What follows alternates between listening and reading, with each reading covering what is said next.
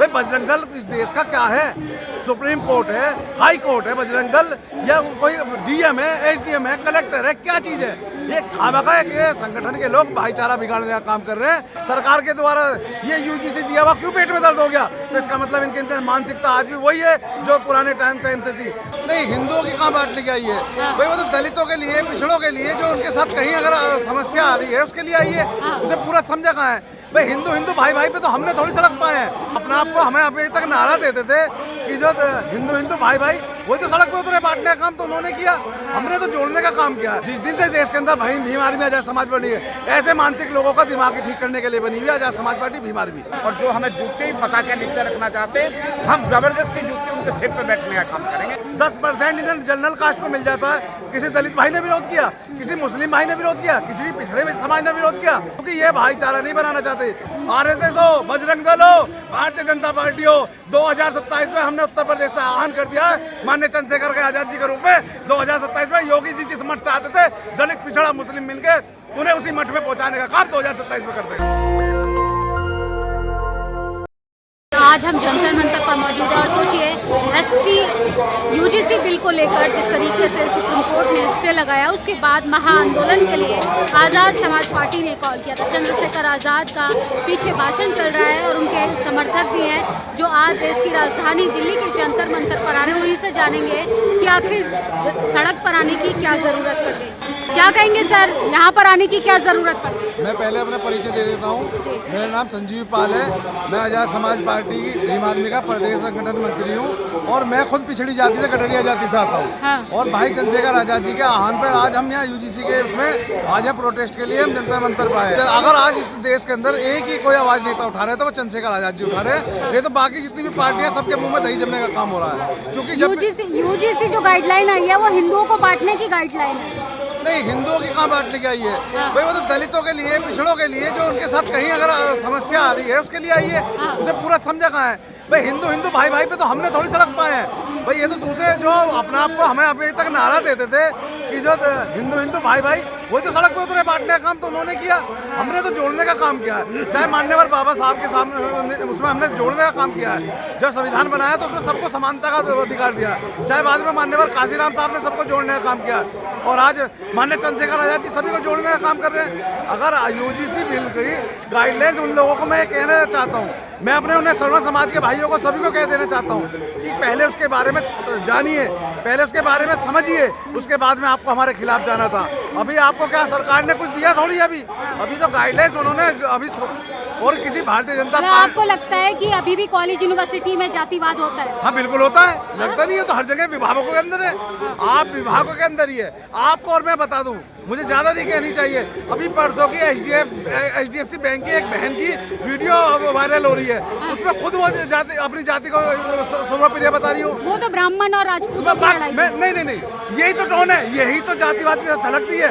अब वो ये नहीं है वो, आप लोग उस लड़ाई को जातिवाद का एंगल, जातिवाद नहीं, वो जो झलकाना, समानता की कहाँ बात करिए। मैं कह रहा हूँ वो ब्राह्मण थी, वो ठाकुर समाज से थी, तो उसमें क्यों झलकाना था कि मैं ठाकुराइन हूँ, मैं ठाकुर समाज से आती हूँ? क्या मतलब है? यही तो लड़ाई है इस देश के अंदर। आप लोग कह सकते हैं द ग्रेट चमार, आप लोग अलग अलग जातियों को लेके गाड़ियों पर चल सकते हैं, लेकिन कोई अपने आप को राजपूत कह रहा है तो वो लगता है वर्चस्ववाद हो। नहीं, द ग्रेट चमार एक सम्मान का वो है।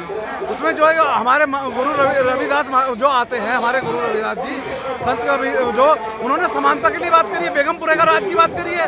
आप कहाँ उनकी बात में उस तथ्य को कहाँ से जोड़ दें? देखिए, ये कहीं ना कहीं ये भाईचारे बनाने की बात नहीं है, ये जो बांटने की बात है। और ये जितना हम बता रहे हैं बच्चों के साथ, कहीं ना कहीं ये पहले तो मीडिया का जमाना नहीं था। जब बाबूजी बताएंगे, अभी हमारे 74 साल के जब इन्होंने पढ़ाई करी है, उस समय क्या क्या शोषण होते थे, क्योंकि आज तो सोशल मीडिया का जमाना में डर है। अरे जब आप करोगे नहीं तो आपको डर काएगा, कोई जबरदस्ती थोड़ी चिपक जाएगा। कौन लोग हैं जो राष्ट्रीय व्यापी, देश व्यापी ज्ञापन दे रहे हैं इस बिल के खिलाफ? ये वो लोग हैं जिनकी मानसिकता जो है मनुवाद की है। नहीं तो हम ये नहीं कह रहे, हमारे जनरल कास्ट में भी ऐसे भाई हैं जिनके साथ भाईचारा है भाई। उनके सुख दुख में हम साथ खड़े होते हैं, वो हमारे सुख दुख में साथ होते हैं, हमारे खुशियों में वो शरीक होते हैं, हम उनकी में होते हैं। ये वो जो कुछ चंद लोग हैं जिनकी वजह से पूरा का पूरा सिस्टम खराब हो रखा है, ये उन लोग वही आंदोलन कर रहे हैं। आप अभी देखिए ना, आप उसको बहन जी क्यों नहीं करिए? आप कोट द्वार के अंदर जो दीपक मोहम्मद बना, भाई वो क्यों, क्या मामला? आप दुकानों का नाम क्यों बदलवाना चाह रहे हैं? तो वो भी तो एक आप ना कहीं काशकारिज्म है, कहीं ना कहीं मानसिकता की वो तो है उसमें। तो आप एक बात तो दुकानों का नाम बदलवाना किसने अधिकार दे दिया? भाई बजरंग दल इस देश का क्या है? सुप्रीम कोर्ट है, हाई कोर्ट है बजरंग दल, या कोई डीएम है, एसडीएम है, कलेक्टर है, क्या चीज़ है? ये खामखा है कि ये संगठन के लोग भाईचारा बिगाड़ने का काम कर रहे हैं। और ये आज़ाद समाज पार्टी भीम आर्मी जिस दिन से बनी है, जिस दिन से देश के अंदर भीम आर्मी आज़ाद समाज बनी है, ऐसे मानसिक लोगों का दिमाग ठीक करने के लिए बनी हुई है आज़ाद समाज पार्टी भीम आर्मी। तो हम क्या कहेंगे सर? कह रहे हैं आज़ाद समाज पार्टी जैसे मनुवादी लोगों का दिमाग ठीक करने के लिए बना, सही में ठीक हो रहा है कि और खराब होता जा रहा है? निश्चित रूप से आज़ाद समाज पार्टी का गठन उन दलितों पे, पिछड़ों पे, बहुजन समाज पे जो शोषण सदियों से होता चला आया है, उस शोषण को रोकने के लिए आज़ाद समाज पार्टी का गठन हुआ है। और हमारे भाई, हमारे नेता चंद्रशेखर आज़ाद जी वो संघर्षों से उठते नेता है। उन्होंने अपने जीवन में संघर्ष करके यहाँ तक ये मुकाम पाया है कि आज पूरे भारत में आज़ाद समाज पार्टी और भीम आर्मी का संगठन मजबूताई से खड़ा है। और ये आंदोलन भी उसी की परिणति में एक है कि जो हम हिंदू हिंदू भाई भाई का भी आपने जिक्र करा, हिंदू हिंदू भाई भाई करने वाले लोग, उन्हें जब ये यूजीसी बिल लाया तो उन्हें अपने पिछड़े भाई हिंदू नहीं दिखाई दिए, उन्हें अपने दलित भाई हिंदू नहीं दिखाई दिए। फिर उन्होंने आप लोग कॉलेज जाओगे तो मजदूरी कौन करेगा? गटर साफ कौन करेगा? नहीं तो मजदूरी सब करे ना। हम हमारे लोग बिल्कुल निश्चित रूप से, ये आपने जो बात कही है, हमारे लोगों को इस तरह जाति के आधार पर जो शोषण किया जाता है, हम मजदूरी करेंगे, इसी का हमें विरोध करना है। हम भी अपनी वो रखते हैं, प्रतिभा है, ज्ञान है, पढ़ते हैं, अच्छे विद्वान, अच्छे नौजवान, अच्छे वैज्ञानिक हमारे समाज से, पिछड़े समाज से, दलित समाज से आते हैं। उनका शोषण सिर्फ जाति के आधार पर किया जाएगा, ये भारत के संविधान में कहीं नहीं लिखा है। जनरल कैटेगरी के लोगों का कहना है आप जूती को सर पे थोड़ी ना रख लेंगे। तो वो जूती जिस तरह के बताते हैं, हम उसी का तो विरोध करना है। वो जूती अब ऐसा नहीं तो जबरदस्ती सिर पर रखी जाएगी। जब भाई चंद्रशेखर जैसा नेता अब हमारे बीच आ चुका है, आज़ाद समाज पार्टी के माध्यम से, भीम आर्मी के माध्यम से पूरे भारत में ये आंदोलन चलेगा। और जो हमें जूती बता के नीचे रखना चाहते हैं, हम जबरदस्ती जूती उनके सिर पर बैठने का काम करेंगे। क्या कहेंगे सर, जो लोग कहते हैं कि आप उल्टी धारा बाहर हैं, आपके सपोर्ट में रिजर्वेशन है, आयोग बनाए गए हैं, पिछड़ा आयोग है, ST/SC एक्ट भी है, फिर भी आपको यूजीसी गाइडलाइन में बदलाव करना है? यूजीसी नहीं है ये, दरअसल हमने वो 90 का दशक भी देखा है बहन जी, हमने वो 90 का दशक भी देखा जब पिछड़ों के लिए सरकार ने देने का काम किया। ये जनरल कास्ट के लोग ही थे जो जिंदा जल गए थे, क्योंकि इसका मतलब ये नहीं चाहते कि हमें कुछ हिस्सेदारी मिले।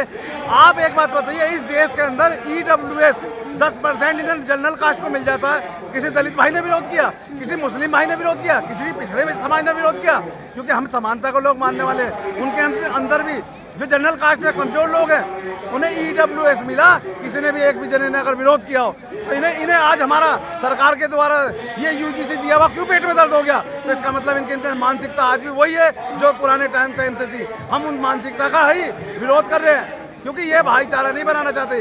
अगर हम इन्हें अगर बता दें, अगर हमें भाईचारा ना बनाना होता तो जिस समय इन्हें EWS मिल रहा था तो उस समय भी हम सड़कों पे उतर सकते थे, पर हमने नहीं। हमें हमारा भाई जो कोई एक कमजोर है, चाहे वो जनरल कास्ट से भी हो, उसे भी समानता बराबर मिलना चाहिए। तो आज इन्हें ये बच नहीं रहा यूजीसी, और ये भरमता भूल गए हैं। ये 21 का दशक है, वो 90 का था जब हमसे मंडल कमीशन पे ले लिया, मंडल कमीशन लागू करने की बात हुई थी।